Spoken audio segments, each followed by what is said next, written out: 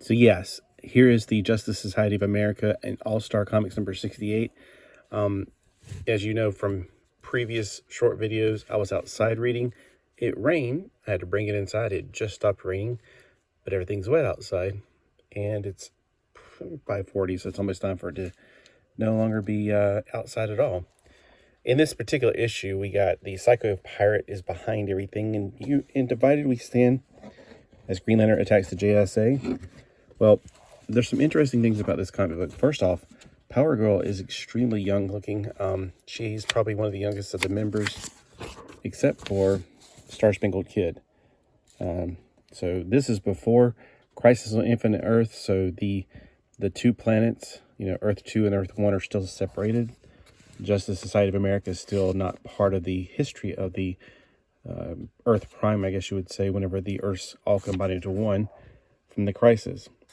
Green Lantern from Earth 2, the original Green Lantern, has more of a Green Lantern from Hal Jordan's kind of power still going on. Not more of the flames. I don't see a lot of flames whenever he does his ring.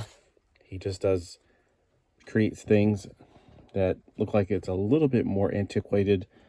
Although this is a 1970s comic book, so I'm not quite sure if these are 1970s clothes or something much older. I mean, that jacket right there is definitely something from the 70s. Super prizes. Ooh.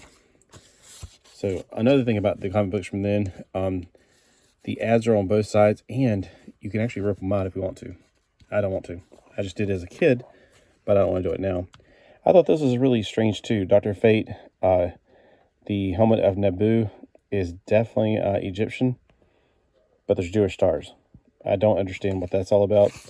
I guess I'd have to find out from the writer, and I'm pretty sure the writer, I'm not sure the writer is dead, but he's, it's been a long time. So let's see. Paul DeVetz, Joe Staten. Oh, wow, I didn't even notice. Okay. So the storytellers include Joe Staten, who did E-Man, and Bob Layton. The colorist is Liz Badarubi. I used to have a friend named Benji Badarubi. Paul Levitz must be the writer. Joe Staten must be the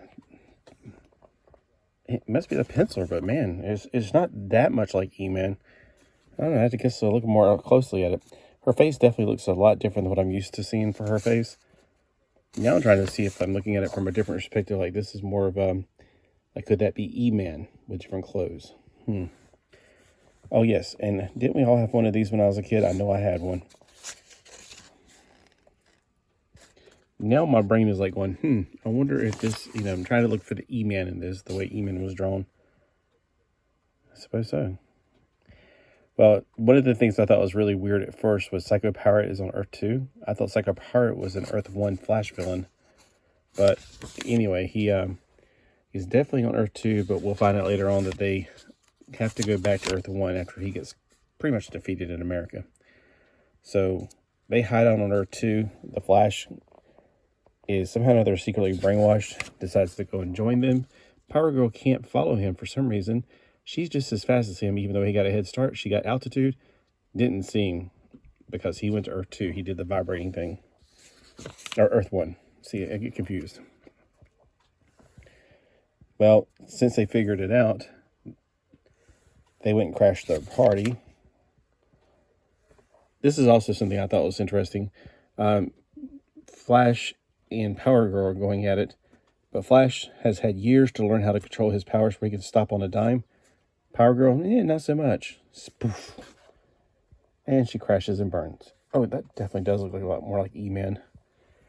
And then we have like a really awesome yielding of sword and shield. And you notice this is a yellowish color. Well, it's goldish yellow. His ring doesn't have an effect of gold. It's not got a crack in it. It's not got a defect in it because it's not from the same source. His weakness is wood. Weird, I know.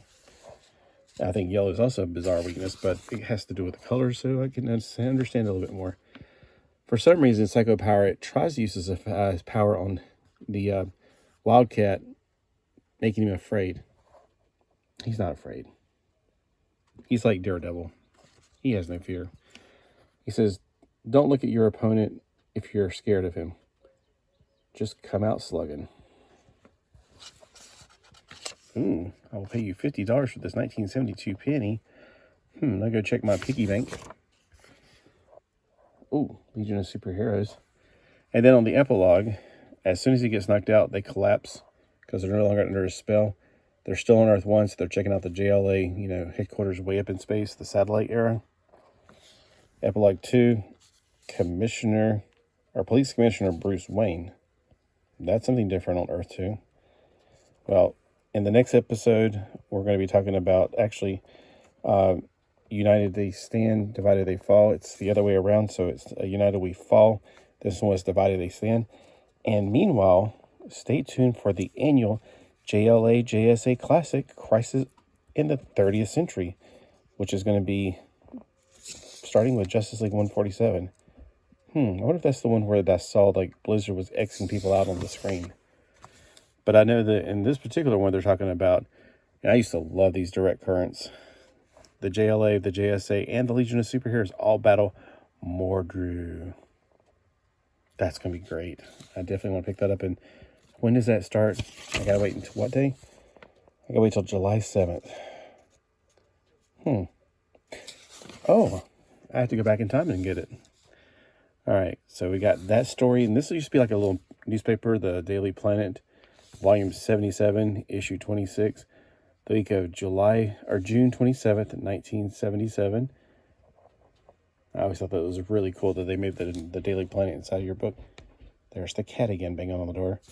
I have one. Oh, see, you caught it. I finally caught it on video, but sort of. I have one cat that can actually knock on the door. Ask the Answer Man.